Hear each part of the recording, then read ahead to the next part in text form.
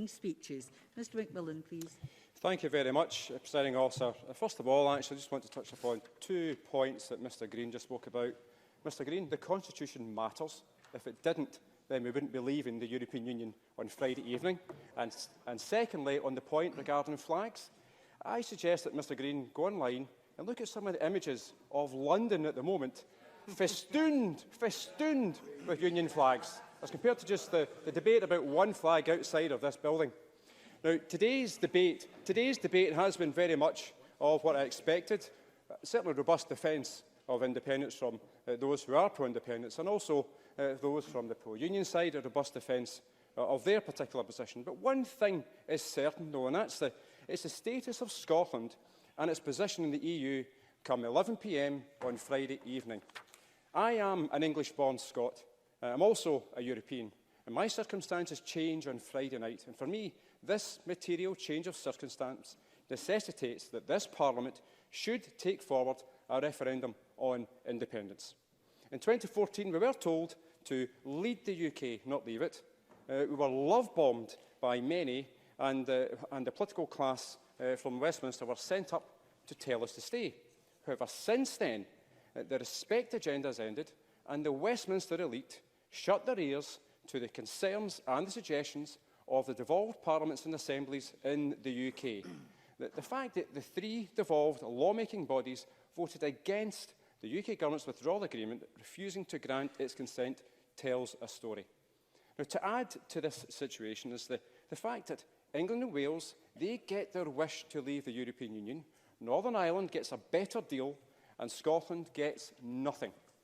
Now, Presiding Officer, one of the words that we have heard certainly over many, many months, particularly from the Tories and certainly from the Lib Dems today, is the word divisive.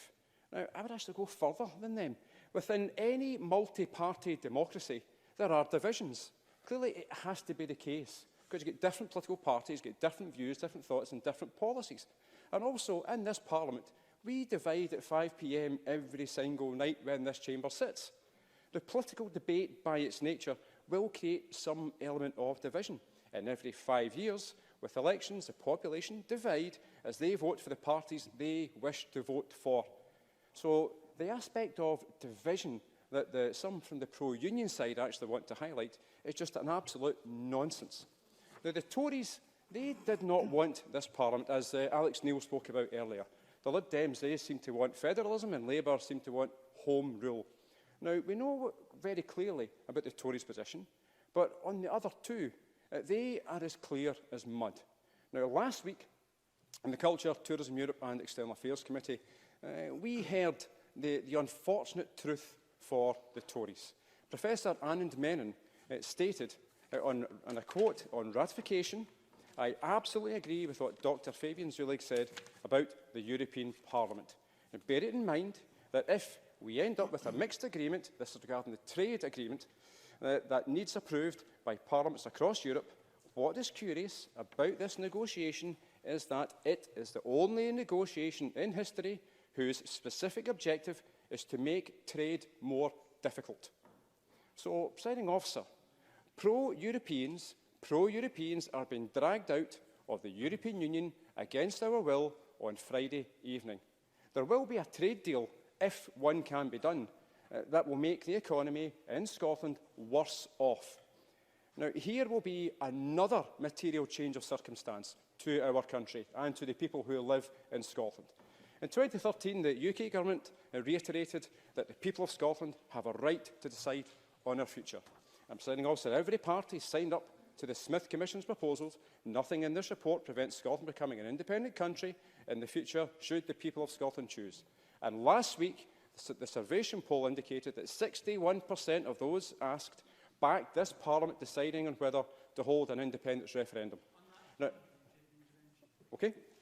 Mike Rumbles. I understand thoroughly what you're saying about the opinion poll, but I said to the First Minister, just 1 month ago, 55% of voters. Why do you object to this? It's a simple fact. 55% of voters in Scotland voted for candidates who don't want another. There is no real demand. Stuart McMillan. Mr Rumbles, elections and referenda are 2 totally different forms of public engagement. Two totally different forms. I want independence for many, many reasons, but fundamentally I want the lot of every single person in my constituency in Scotland to actually improve. Now, my constituency has never fully recovered from the systematic deindustrialisation strategy of the Tories from 1979. And the SIMD data published yesterday was sobering reading. Now, this tells me that the austerity agenda from Westminster is not working. And this tells me that things need to change to grow and strengthen communities. It also tells me that the full powers of independence actually ensures that my constituency and others like it will improve, and it will. Over Christmas, Presiding Officer, Scotland lost one of our greatest writers, Alistair Gray.